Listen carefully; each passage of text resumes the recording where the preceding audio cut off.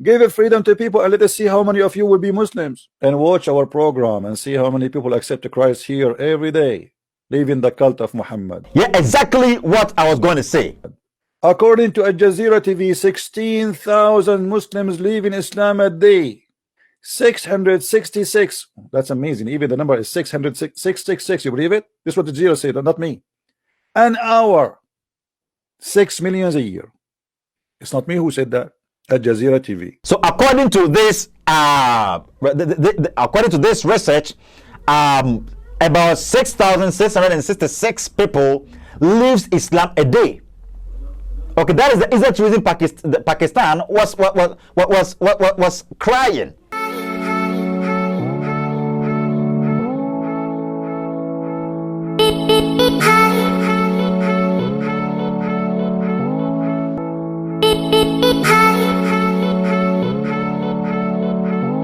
Beloved, once again, I greet you and I welcome you to u.s.a Media. My name is Butcher Steven, and you know for sure that whenever I get in my seat here, it's about really dismantling those several assertions that have been made against Christianity since time immemorial. You know what? Muslims has been asserting a lot since time immemorial, and one thing that has been orchestrating in the minds of a lot of people or a lot of Christians has to do with the idea that Muslims are radicals, vandals, barbarics, and all that. But this is most of the times not true. Though most Muslims will tell you those that are doing these fancy the Boko Haram, ISIS, Al Shabaab, Taliban, Al Qaeda terrorists. Okay, but I tell you that they are centrists. I'll be get to admit they are centrists, but I'm just saying that not all Muslims do want to do this. Okay, not all Muslims do want to do this, most especially.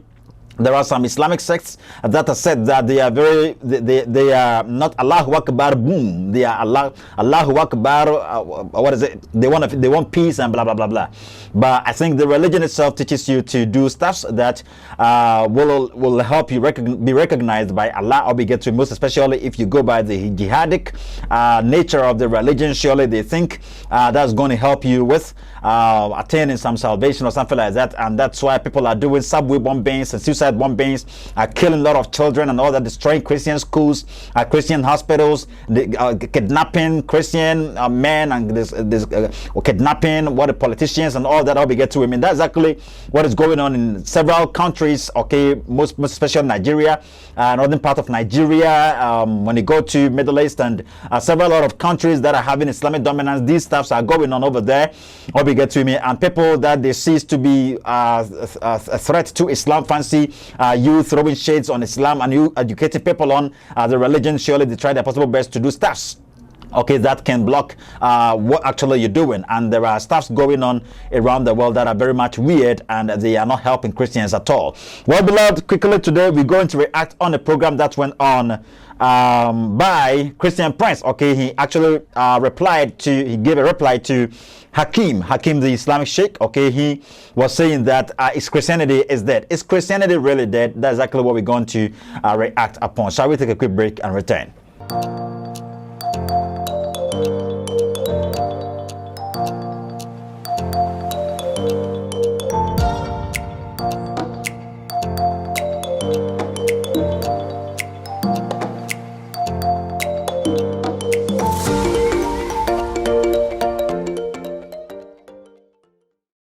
Well, quickly, beloved, you're welcome, and surely shall we go to Christian Prince. What do you say about this? Is Christianity dead? Christianity is dead? My friend, if a Christianity is dead, why you all Muslims are afraid from somebody preaching the gospel in Saudi Arabia, in Afghanistan, in Pakistan? Okay, so it's a nice question. Christian Prince asked an intelligible question. He says, if Christianity is dead, why do you Muslims then fear the preaching of Christianity in Saudi Arabia, in Afghanistan, and in Pakistan? You get that? Because there are many countries today, most especially, I think, according to records, there are about 24 nations in all the Middle East, and 21 out of these 24 nations has Islamic dominance, and Christianity isn't allowed to be spoken of in these countries. If you dare make an attempt to preach about or say anything in regards to Jesus Christ or about Christianity or about the Bible, you are going to be taken away. You're going to be taken off. You're going to be killed. How we get to with me? Why do you then fear the preaching of Christianity in these Arab nations, or in these Islamic dominated nations, if indeed Christianity was dead? So this doesn't what is it? It doesn't make sense. How we get to me? So if Christianity is dead, you should just allow us, okay? Just allow us to be entering into your territories and all that, to be preaching them, because no one is ever going to cling to any Christianity because it is already dead. Why do you fear the preaching of Christianity? What next, Christian Prince? Christianity is dead, but you are terrified. Very true. It is dead, but you are terrified. What next? Islam is the one is dead, my friend. Very true, because recently the Pakistanis were crying. Okay, several lot of Islamic nations, Islamic dominated nations are crying. They are mourning because their religion is collapsing. Why? Because the internet isn't favoring Islam at all. Okay, the internet is whipping Islam. Okay, it is helping with the revelation of those staffs that are within Islam. Okay, it is helping with the revelation of those staffs that those wretched staffs about Islam. How we get to me? So they are actually helping the collapse of many channels in the system. Okay, because with these channels, their religion is going to be is going to go down. Okay, Islam is even the one dying. Okay, that's exactly what Christian Prince is saying, and it is true. Because a lot of people, even imams, sheikhs, has been debating him, and they are deserting Islam. Well, what next? Using violence to keep a religion exist, that means this religion is collapsing, is dead. Yeah, this is really true, because even if you go to Surah Al-Tawbah, Surah Al-Tawbah, ayah 29, that is exactly what the Quran says. The Quran says that Muhammad told his addressees, or Muslims, to always keep on fighting. Okay, you have to be exchanging swords to people so as to keep the religion alive. So according to Christian Prince, using fighting to keep your religion existing means Islam is collapsing, it's dead. Okay, what did Salman Rushdie do wrong? He composed a book. Okay, he authored a book, and the book was revealing stuff about Islam. This is what he didn't like, the satanic verses in the Quran. Okay, and these are what actually helps us to understand the fact that even you don't know the portions of the Quran that belongs to Satan and the portions that belong to your Allah. You get that? Because Muhammad was influenced. Satan entered Muhammad, and he revealed stuff that belonged to Satan himself. So Satan and God were sharing the same vessel. Okay, so when it's his time, he comes, then Satan leaves. When it's the time of Satan, he comes, then Allah leaves. This is very much amazing. I hope you get to me. Well, Christian Prince, what next? It is the one is dead. Christianity exists with the freedom. Very true. Christianity exists with freedom. Okay, just go back or get back into history. You will get to know and I think you're going to tag me with the Crusaders. And I've always been telling you that these Crusaders were not Christians, because that isn't what exactly the Bible stipulates. I hope you get to me. When you go to Matthew 5 verse 43 through 48, the Bible do stipulates that even those that hate us, we need to pray for them and all that. And even Mark 11 verse number 25 says that if you have anything against somebody and you want to pray for forgiveness from God and all that, God is also not going to forgive you. Okay, that's exactly what the Bible says. So real Christians do knows all these stuffs. Those stuffs are painful, but you try as much as possible to forgive. How we get to me? So the Crusaders and those so-called Christians from Western Europe were not actual Christians. You understand? They were not actual Christians. They were not Christians. How we get to me? And if to talk of those compatriots of King Leopold the Second, okay, or the Belgian Emperor. Okay, they were also not real Christians. They were not real Christians. They came to Africa purposely to introduce slavery, and in a trickish manner or in a trickish way. Do you understand? These ones were also not Christians. Christianity exists with freedom, and those that helped with the abolishment of slave trade, people fancy John Bunyan and co. They discovered the real Bible. They discovered the full Bible, and they ascertained for sure that the Bible itself doesn't support slavery. Okay, when you get into the Bible actually what is it? God actually tolerated, but he never endorsed slavery. You understand? He never endorsed the slave trade. So in the so-called slave Bible, the slave book that I remember Moshe and Co do references and all that, this book wasn't the real Bible. It was, I think, containing about 47 chapters or so. I'll be getting with me of 47 books or so. Okay, instead of 66 independent books. Why? Because they knew for sure that if they held the existence of the book of Exodus in that so-called slave Bible, surely people were going to discover the idea that God never endorses slavery. Okay, because the Exodus tells us of Israelites being taken out or being let out by Moses, okay, and by God from Egypt, okay, out of bondage, out of slavery. So all those Bible passages that were helping the idea that the white isn't suprema to the black and the black isn't suprema to the white, all these were taken out of the Bible. You understand? So Christianity doesn't support anything like slavery, slave trade, cheating, and blah blah blah. No, Christianity doesn't support anything like that. Exploitation and all that. The Bible never supports anything like that. Okay, Christianity exists with freedom, and any territory, any community, any country that had the emergence of Christianity, these communities became very much popular, and people loved traveling into these vicinities, all because they practiced freedom and justice, and they were never biased.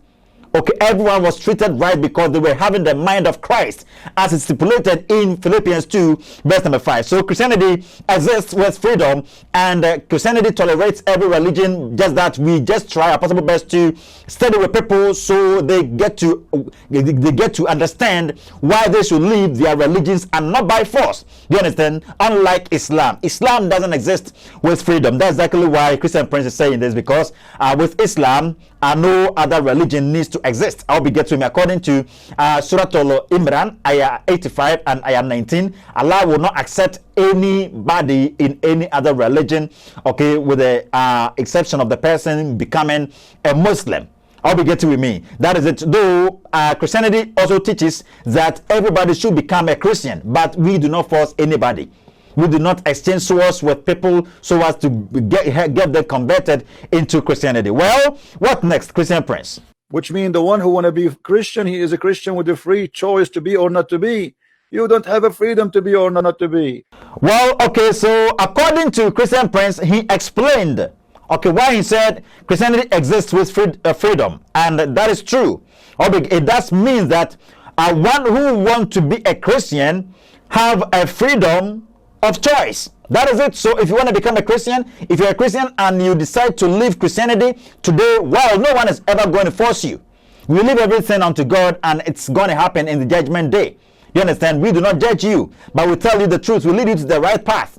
Okay, unlike it's not like Islam. Okay, anyone that tries to leave Islam, you just ask those ex-Muslims and what they experienced, the hardship they went through. Even most of them were being sought after, okay, to be killed and all that. And several many people have been killed because they left Islam.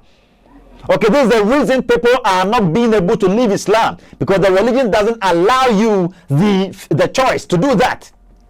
If you dare make an attempt to leave Islam, you are to be killed according to the Islamic law.